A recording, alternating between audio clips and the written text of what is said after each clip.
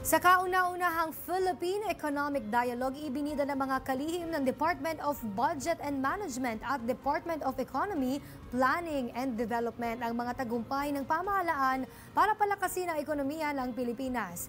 Kung ano-ano yan, alamin natin sa report na ito. Malaki ang ambag ng 2025 national budget sa paglago ng ekonomiya ng bansa. Yan ang binigyang diin ni Department of Budget and Management o DBM Secretary Amenah Pangandaman sa kauna-unahang Philippine Economic Dialogue sa Milan, Italy. Inilatag ng kalihim ang ilang mahalagang usaping tinututukan ng pamahalaan.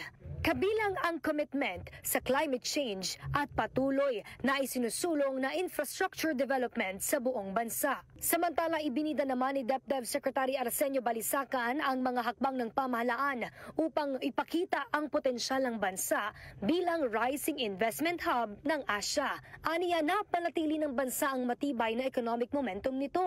Inaasahan nilang makakamit ng bansa ang $2 trillion economy sa 2025. Kabilang naman sa mga hakbang na nakatulong ng malaki sa bansa para tanghaling rising investment hub sa Asia, ang pagsulong sa Public-Private Partnerships o PPP, pagtaguyod ng Philippines-Korea Free Trade, Ease of Paying Taxes Act, at Create More Act. Para sa totoong balita sa Bagong Pilipinas, Princess Jordan, Congress News.